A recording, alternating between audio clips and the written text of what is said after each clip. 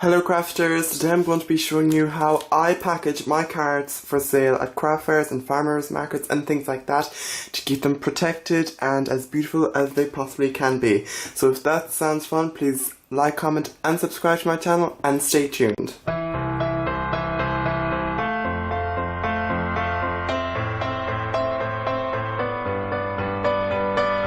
So the method I have for keeping my cards protected while I'm selling them is I use these little plastic bags by Do Crafts, and these are really handy because if it rains, the card itself doesn't get damaged and nothing will fall off from the cards. Like if someone's rifling through a little card, my little card box or yours or whatever, you know, they're taking the top of the cards, and if you have anything at the top of the cards like little bits of stickles or noodle drops or glitter or even like the sentiments or something, sometimes they can fall off, and it's obviously really handy to have them like stuck on.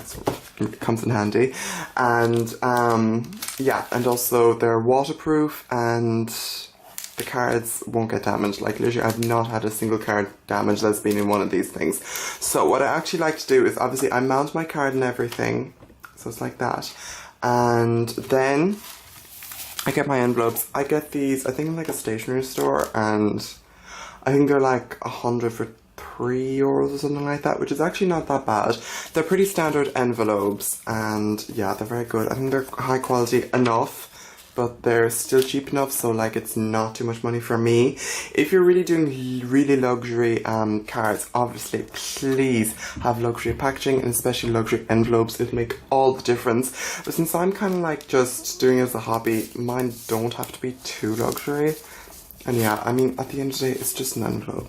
But again, if you're making, like, if you're spending all your time on the card, have at least a nice envelope, and you can get lovely ones from like GK Designs and Hero Arts.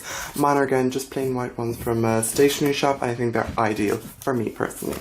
I also had a stamp made, and unfortunately I can't show you the bottom of it because it kind of has some personal details on it, and I don't really want to show that. So yeah. But I got this made on the internet, and you can get them made in a lot of different places. I got mine made from was it like Stamp Direct or something like that? But I think Bossy Josh C does them, and they're nice. I think they're more like typical ones. This obviously has a really good handle, which is really useful for doing a lot at a time, which is something I tend to do. So I've already stamped my card, and for stamping I usually use Mento Tuxedo Black ink. You can get self-inking stamps, but you can't really get big drawings like I had done. So I'm going to, one thing I really like to do is I get the flap here and I put my card in like that, and then I close it down like that. And I think that's probably the best way to do it. I think I just my own little personal touch. So I get that, and I try to center my card if possible. And then, yeah, normally I'm not doing one, I'm normally doing like at least 10, sometimes like 50 if I've had a really good day of card making. So I'm just going to get a little plastic pouch. These are by Anita's by Do Crafts, as you can see, and they're €4 at least for me. Probably get them cheaper for 50, which is quite good again. And make sure you get them for A6 cards, because I have at least 2 packages of ones that are too big or too small that I'm probably not going to use. I'm sure I will for something or other, but they won't really come in use for these at least. But I have, yeah, so really make sure you get A6 cards or whatever your envelope size is, not the card, has to fit the envelope, unless you're like selling the envelopes, like giving the envelopes with it, which is not a good idea, I think. So there it is in there like that, and you can see the envelopes in the back, so I really have to tell people that everything is blank inside. You could obviously maybe put a little sticker here or something blank inside with the price. All my cards are at the same price though, so people just kind of know. Yeah, and I do like, my cards are €250 each or 3 for €6, and I try not to offer like discounts on stuff per se, but like if people buy a lot of stuff, I'll give them like a free card or something, or I'll give them a reduction on the price.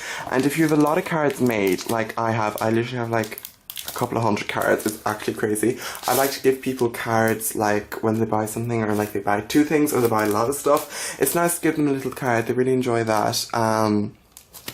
So yeah, that's how I package my cards. The main products used are the clear plastic bags and obviously the envelope, and again the stamp. I'll try and link it down below because it's really made a difference to my craft fair packaging and branding.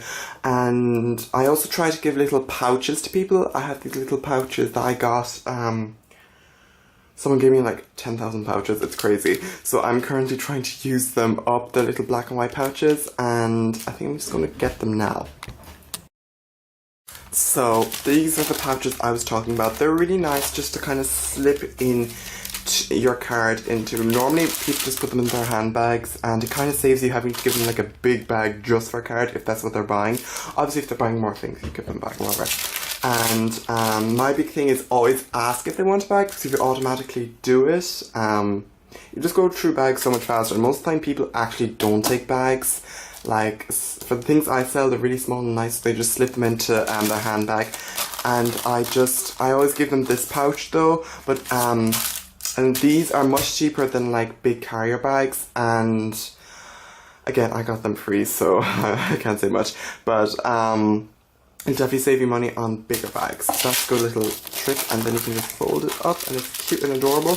Obviously if you had a little sticker you could obviously stamp your stamp down onto a sticker and put it down, but I don't know how to do that, and like honestly I'm not kind of bothered. So yeah, and that's how I stamp my cards and get them ready for sale and package them up. I hope this was helpful to you in some way or another, and if you like this video please give it a big thumbs up. Tell me down below what you do for your cards and anything else you make, and thanks so much for watching. I'll see you next time. Bye.